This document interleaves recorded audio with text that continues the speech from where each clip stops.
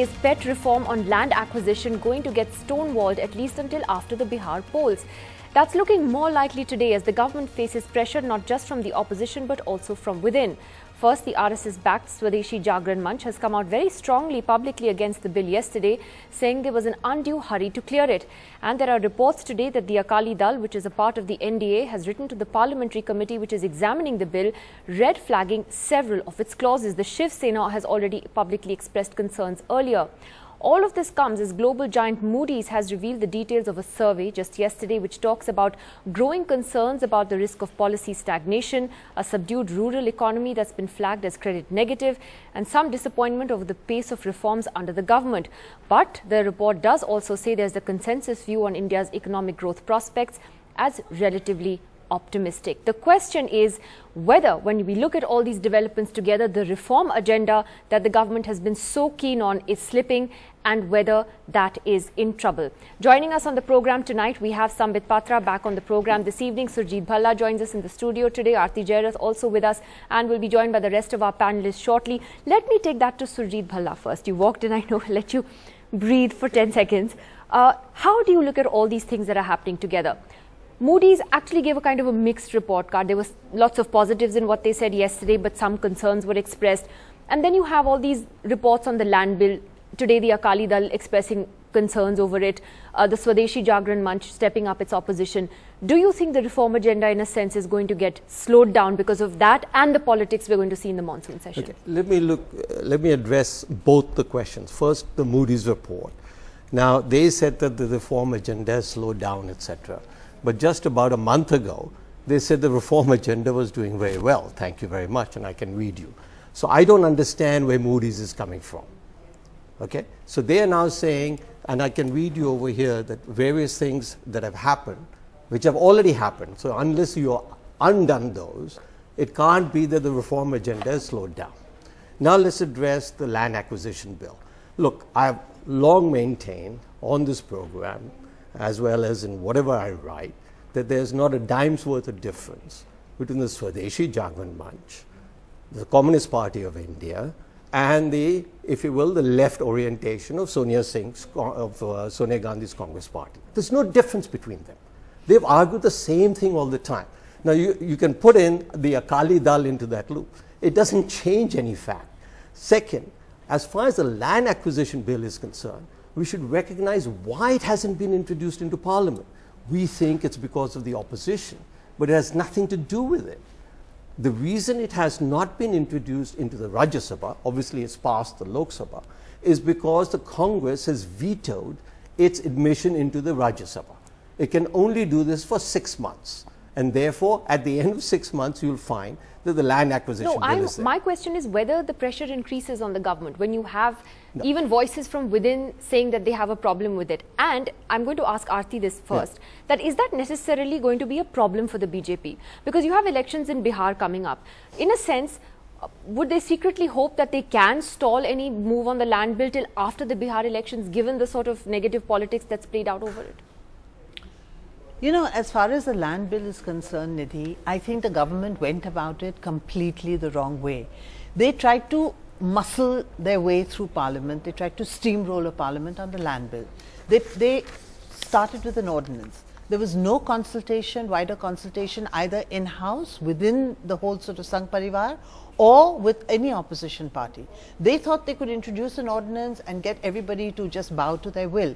Well, I think they're finding that it's not so easy to steamroll a Parliament, particularly when you don't have the numbers in the Rajya Sabha. I mean, they should have first sat down with everybody, called an all-party meeting, or done separate consultations, wider consultations, and tried to find some kind of a via media between their concerns and the concerns of the opposition parties, and in-house consultations as well with the Swadeshi Jagran Manch, with the Bharatiya Kisan Sangh and the Mazdoor Sangh, all of whom have come out and said that they have concerns about the land acquisition bill. Would that suit them now politically, given the sensitivity of this election? Yeah, I mean, I think, you know, not going through with the land bill is not going to help the BJP in Bihar.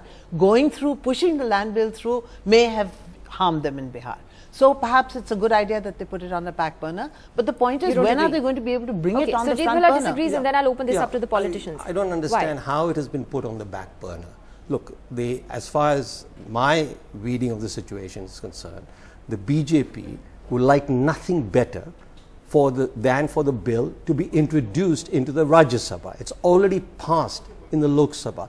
If it gets introduced into the Rajya Sabha and gets rejected for all of these reasons, then the BJP is likely to call a joint session.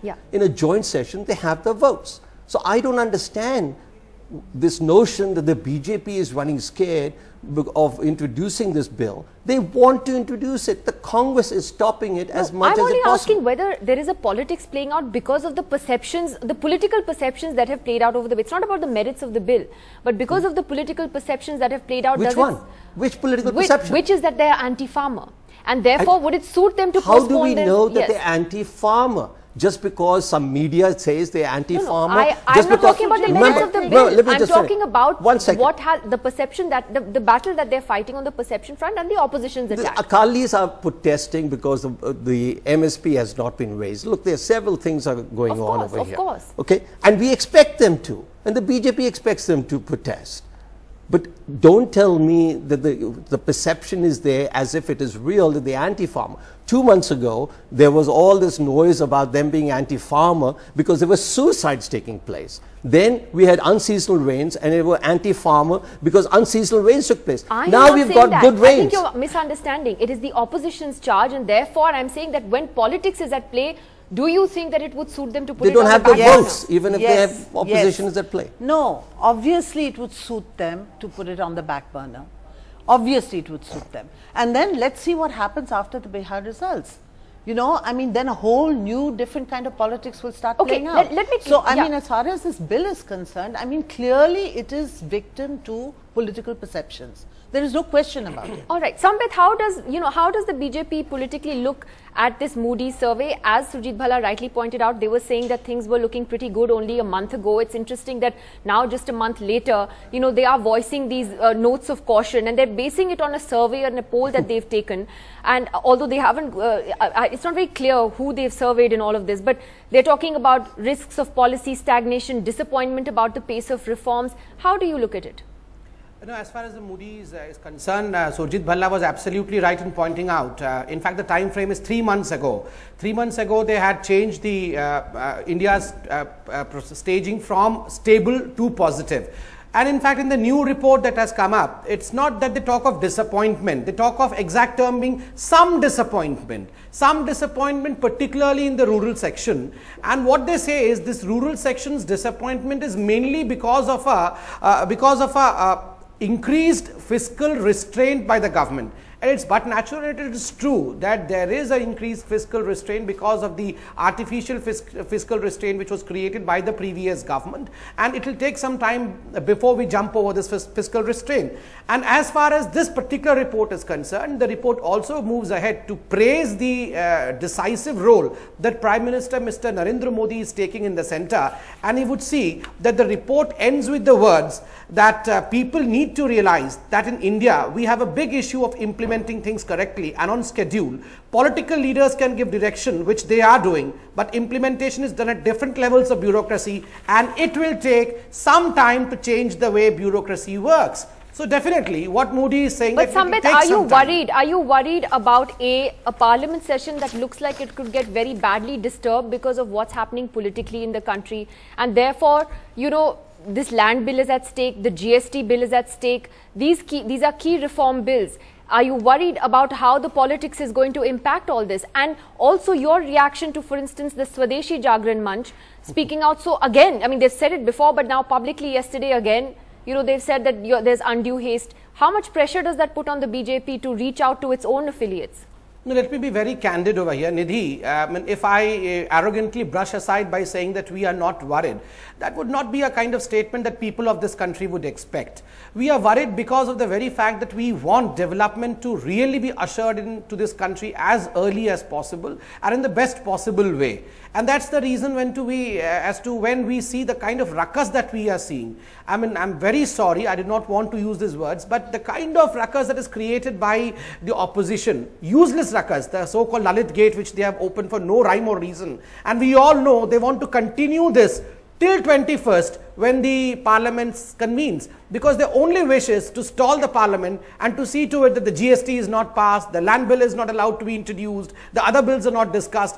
If such kind of negative mentality prevails all around you, it's but natural that one should be worried. But then definitely I am sure that with the kind of aura that the Prime Minister has, the kind of determination that the Prime Minister has, he'll surely find a way out. Let me get Dr. Ajay Kumar of the Congress into this. Ajay Kumar, is the opposition also selectively looking at what the Moody's report is saying? Because again, as Sambit rightly pointed out, and I said this in the beginning, they also talk about a consensus view that India's economic growth prospects are relatively optimistic, in line with their own forecast of a 7.5% expansion. So it's not like they've painted this picture of gloom and doom. I think they've raised certain concerns about the pace of reform, but they seem to be suggesting that the overall picture is still positive. One thing I got to give to this government is that they have the remarkable ability to project the future into the present and start thumping their own chest. You know, they will say things are work, and I heard Mr. Balla also speaking. The fact of the issue is that there is rural distress. The fact is that the economy is not growing. The fact is that a lot of economists across the world are questioning the numbers which the government has put out, and so the fact is that the corporate results doesn't reflect on the 7.5% growth, because based on that, then Mr. Patra's agony with the UPA 2 13-14 was 6.5% based on that figure. So 6.3% was what the 2013, the last year, the worst year of UPA 2 in terms of growth was 6.3%. The fact is that if you go on the ground and see, there is a lot of disconnect between speeches and you know, media management and event management. Like today, there's an announcement on Digital India, 4 lakh crores. Vibrant Gujarat said 7 lakh crores. You find out the factual numbers which actually came in. So they're on a perpetually publicity mode. They're not even getting to the nitty-gritty of governance. I am only asking you about what Moody's is saying. Which is, I mean, that's not even what the BJP is saying. I mean, the Moody's is also saying there's still a consensus that the growth prospects are relatively optimistic. That's not the BJP saying it. No, on land. So are you saying the growth numbers are a complete lie? Are you suggesting that the growth numbers are just a big fat lie? You hear reasonable, sensible people like Ruchi Sharma and everybody else questioning the whole aspect, but why did the government shoot themselves on the foot with the land acquisition bill? Was it the most important thing? And Mr. Balla will agree that is there a shortage of land because of industry? That's so. All right. So I think we've lost his line. We'll just get back to Ajay Kumar in a moment. Let me just get Pawan Verma of the JDU in from Patna. Mr. Verma, how do you look at these developments, particularly on the land bill? Do you believe, as I was asking Aarti and Surjit Bhalla earlier, that perhaps it would suit the BJP to put it on the back burner because of the Bihar elections, or do you think they can't afford to, that they really need to push forward some key reform legislation in the next session?